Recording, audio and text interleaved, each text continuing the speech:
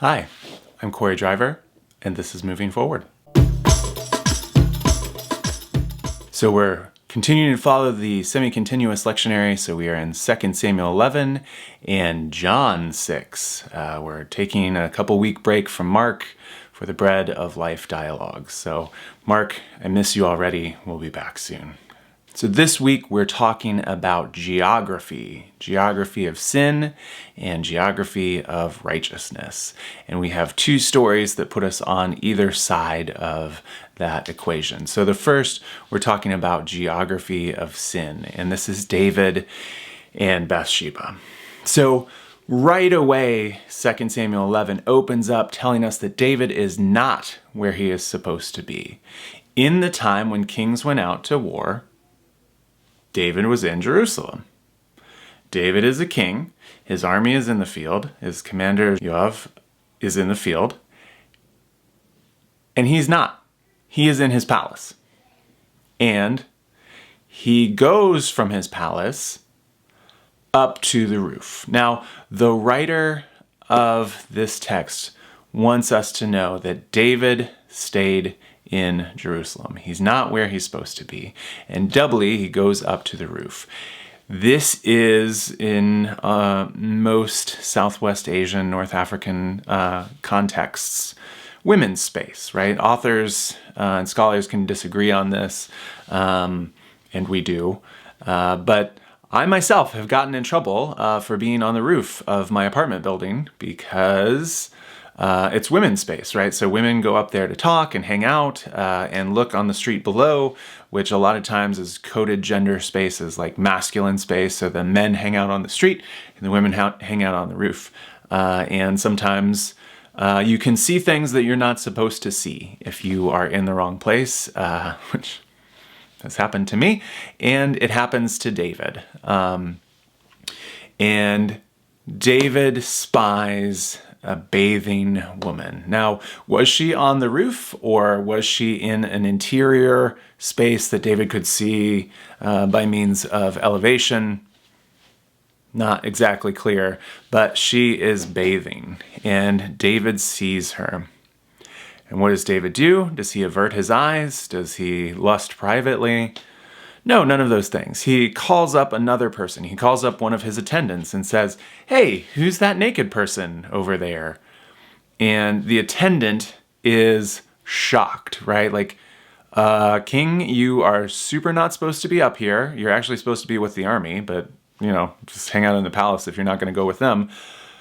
You have seen a woman, and I want you to know that she is the daughter of one of your personal servants and the husband of one of your personal servants. David's mighty men, the 30. Bathsheba's father and husband are both members of those. These are not anonymous people to David, right? Like, he certainly knows them and places his life in their trust. They are his core confidants. He hasn't seen Uriah's wife. Well, he has now. And so David, sends the servant who has also beheld Bathsheba bathing to get a group of people to go get her and bring her to him. Now, there's no question of consent here. This is rape by means of power. It was not an invitation. It was not a request. Like, hey, if you're interested in committing adultery, the king is interested. No, they're sent to get her and they bring her to him. This is not a romance. I like the Richard Gere movie too, but it's not that, right? This is bad news bears, and David rapes Bathsheba. Like, let's be very clear on that. And then he sends her away. And presumably, that's the last David would have interacted with her, except that she says she's pregnant. Right? And so David asks for Uriah to come back as a scheme to convince Uriah that the child is his, and so he should sleep with his wife. And Uriah says no. When David has Uriah go to his home to cover up evidence of David's sin, Uriah says the following: "The ark and Israel and Judah are staying in tents. And my commander Yoav and my Lord's men are camped in the open country. How could I go to my house and eat and drink and make love to my wife? As surely as you live, I will not do such a thing. The ark, Israel, Judah, Joab the commander, all the army is out in the field. And David has been staying at home. Strike one. And then David captured another man's wife, the man is out serving, and raped her. Strike 2 and 3, and 4 and 5 and 6, right? And then David decides to kill Uriah by means of the enemy's arrows. And so this is what happens with David out of place. This is the geography of sin. Mary Douglas talks about that dirt is matter out of place. Earth in the field is great. Earth in your house is not great. It becomes dirt, right? And so it's just matter in the wrong place. David being a king, no problem, right? David being a king in a palace, okay. David being a king fighting the battles of Israel, good, actually. David being a king looking into somebody else's house, watching somebody else's wife and daughter and, just a human anyway, bathe, huge invasion of privacy. David being in bed with somebody who couldn't consent or is married to somebody else, huge problem, right? David, you are in the wrong place.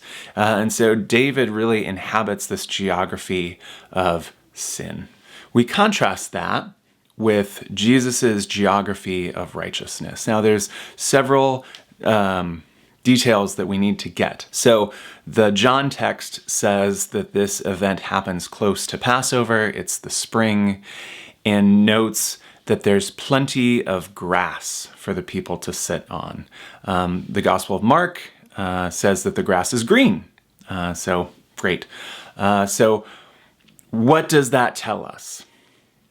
In the Galilee, there is soil that is capable of growing things. It's growing green grass, and there's a lot of it. This tells us that we are in a place that is difficult to cultivate. Whether it's just far from a village, whether it's on a hilltop and difficult to cultivate, it's far away from where people are and where people normally live and where people normally farm. Because the earth can grow stuff, but it's not being cultivated. It's not wheat. It's not anything else like that. It's grass, and there's a lot of it. And so they have gone to a remote place, which is where people don't normally go. It's where people don't normally farm. And they're going to have a problem. Where do you get food in this remote place? The gospel, according to Mark, even has the disciples say, "This is a remote place." Just so you know, and you get it. And so there's one of the miracles of miraculous provision of food, 2 fish, 5 loaves, feeding about 5,000 men. The 5,000 isn't super clear, and then how many people, 5,000 men, but how many women, how many children? And afterwards they collect 12 baskets full. So I'm not going to talk about numerical symbolism. You can do that. If you do, make sure you concentrate on the 2, the 5, and the 12 and leave the unclear numbers aside. But anyway, people are very impressed and they seek to make Jesus king. They are going to resort to violence to make Jesus be in charge. And what does Jesus do? He uses geography. He goes to even a still more remote place. Jesus is using the geography to do righteousness. To say, look, we are going to an uninhabited place, and I am going to inhabit it with all the people who have come to hear me speak, Jesus says, and that's okay. And Jesus will provide food for them. But when people there say, "Oh yeah, we're going to make you king. This is great. Provide food for everybody all the time. Awesome." Jesus withdraws further and uses geography to prevent violence and to perform righteousness. In fact, Jesus is going to use geography quite a bit. Jesus is going to go to the land of the cast out ones, which is probably how that should be translated. Jesus is going to go to Samaria. Jesus is going to go to Tyre. Jesus is going to go to Jerusalem, right? Jesus travels around the Galilee and uses place to mark who's included and to teach and to focus. And Jesus pays attention to geography in order to perform righteousness, and I think so should we. The lectionary texts this week talk about space and how we inhabit space. The lectionary texts this week talk about geography and space and how space and geography can contribute to righteousness or to evil. In the time when kings go off to war, David stayed in his palace. And he stared at and invited other people to look at a woman rightly bathing after her menses, right? She is doing the exact right thing. David is doing the exact wrong thing. And that being in the wrong place snowballs. And there's additional sin, additional sin, additional sin. Jesus, on the other hand, uses a remote location to teach about who he is and to point to what the kingdom of heaven is all about. When people miss the message about what the kingdom of heaven is all about, Jesus withdraws even further and uses geography further to say, no, I'm not that kind of Messiah. Further, Jesus uses geography to point to how inclusive the kingdom of heaven is, going to lands where folks outside of the Galilee, outside of Judea, also live, for Jesus to say, hey, you're part of what I'm doing too. I'm coming to you. So, the challenge is this week, let's pay attention to geography, where we live, where we go, who else lives there, who else goes there, and how might God's Spirit be moving in particular locations. Thanks be to God that everywhere we go, God is already there, already doing work, and we only have to have eyes to see and ears to hear what's already going on. Thanks everybody for watching. Again, if you don't mind, I would love to hear any comments or questions you have. Thanks for everybody who's participated before. Really grateful for it. Also, shameless plug. I've got a new book out, Life Unsettled, a scriptural journey for wilderness times. See you next week. Bye.